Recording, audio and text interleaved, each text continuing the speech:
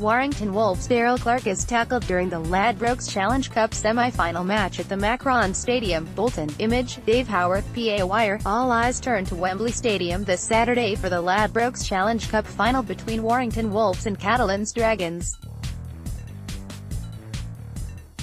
It's a really intriguing encounter between two teams whose build-up to the big game has been quite different. Since beating St Helens with a tremendous performance in the semi-finals, I think it's fair to say that Catalans' focus has been almost entirely on Wembley. They took the opportunity to rest a lot of players in the game after the semi, incidentally, against Warrington, and I'm not sure their minds were fully on the case against Wigan last weekend.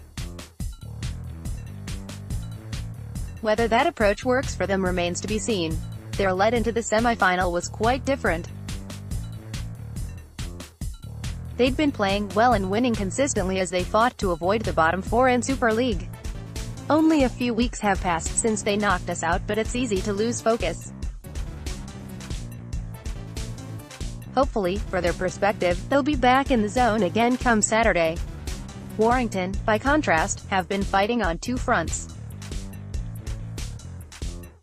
Although there were perhaps a few signs that Wembley was on their mind when they played Castleford last weekend, they've been the more focused of the two sides in the build-up. If I was to have a choice between the two approaches, I'd probably plump for the latter one.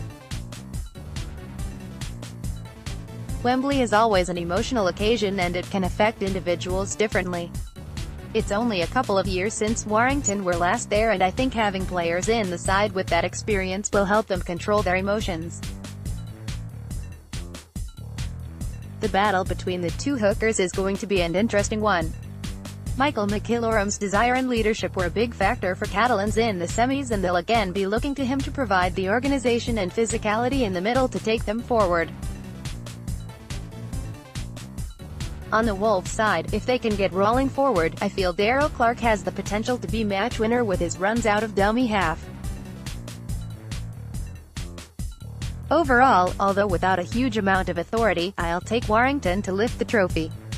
Win at Trinity shows we want fold and run in St Helens. James Roby sprints at the Wakefield defence during the Super League match at Bellevue. Wakefield. Image, Richard Sellers, PA Wire. St Helens' win over Wakefield last weekend may have at least given those who were predicting our season was in meltdown pause for thought. We were really pleased with our resilience against Trinity. We absorbed a lot of pressure in the first quarter of the match, but our goal line defense was excellent. Then go up the other end and run in 3 tries to take a 16-0 lead was a hammer blow to our opponents. They must have been thinking at halftime, how did we get here? I actually thought Wakefield played pretty well and we knew they'd come back at us. They're a really dangerous team when they throw the ball about and got themselves back in it before we went on and won well at the back end. The players will enjoy a little break before we start preparing for a big game at home against Wigan a week on Friday. Jack's the lad among them. Emerging Saints. St Helens. Jack Ashworth is tackled during the Super League match at Bellevue. Wakefield. Image, Richard Sellers, PA Wire. Another one of St Helens' youngsters, Jack Ashworth, showed well in our win at Wakefield. Jack's had injury issues, but I reckon he's got a big future in the game. He has a refreshingly straightforward, maybe even old-fashioned, approach to rugby league. Sometimes young players spend time worrying about wearing the latest colored boots. Jack just wants to hurt people, in the right, legal way of course.